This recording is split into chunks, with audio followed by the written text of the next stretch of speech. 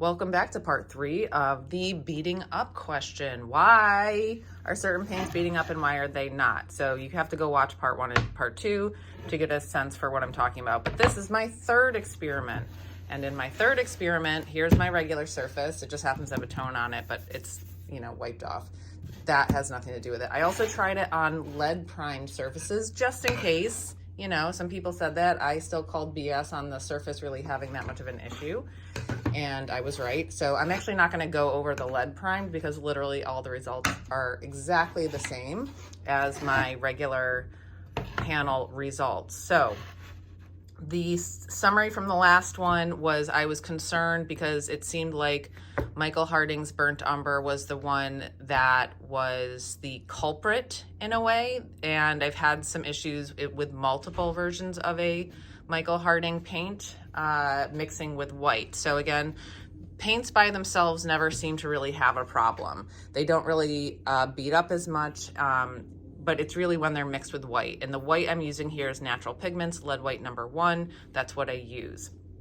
So my experiment and the results are actually mind-boggling in a way. So this is Old Holland's burnt umber, which is a PBR 7. And this is it mixed with white, no problems. So I have done this before. This is what I expected. My friend Stanley started making his own paint. So I know that his is, I'm calling it unadulterated. So I know it's just oil and pigment. He's using PBR 7, no problems here.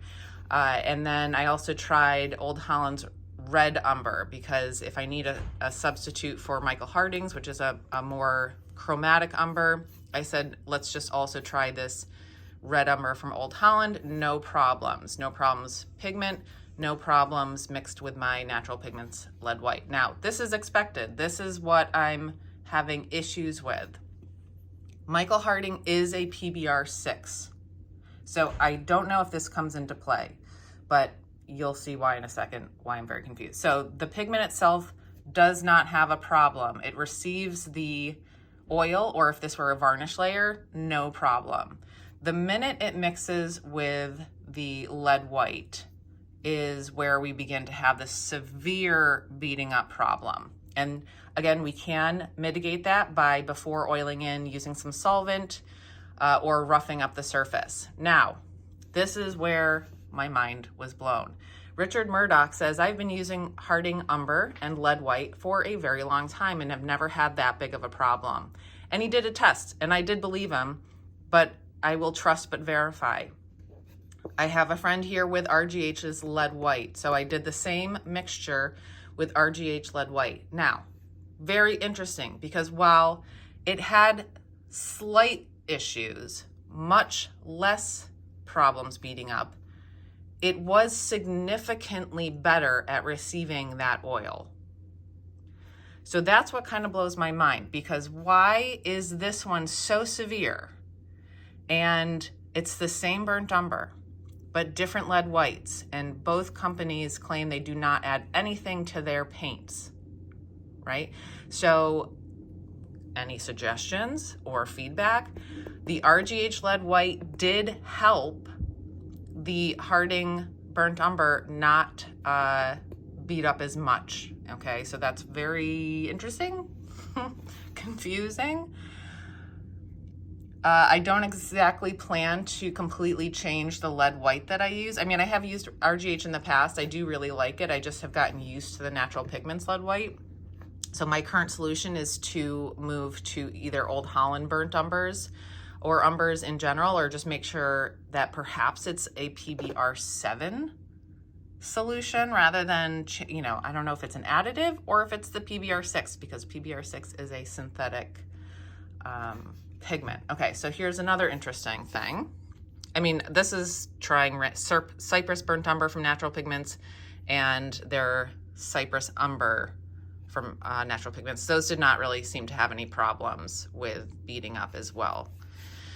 I'm gonna just move over to the cad yellows because I experienced some very strange things with Harding's cad yellow by itself, nothing added to it, and it's kind of doing the same thing. And as you can see here, it's sort of resisting. It's not doing the same absorbing oil that it did in the last one, but as you can see here, it completely resisted the oiling in layer, and I don't like that. And so it also did it with the white mixtures. But the Rublev's Cad Yellow, which is the same, I believe, PY35, the natural pigments did not do that. So I'm considering switching my yellow to Rublev's because they don't add anything to their paints. Or maybe they're just sourcing their yellow pigments from a different location in which that's less of an issue. Okay, so that's, and the exact same results happened on the lead prime surfaces, so I'm not even going to show those to you. It's exactly identical. So just as a recap, painting is hard. That's my recap, but I'm still having a major issue with that Harding mixed with Rublev's lead white. Less of a problem with RGH lead white, but still a slight issue.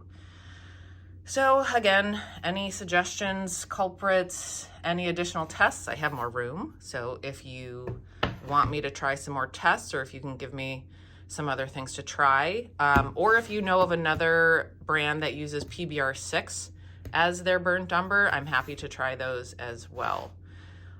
Good luck and happy painting, and I'll keep you updated if I get any more information.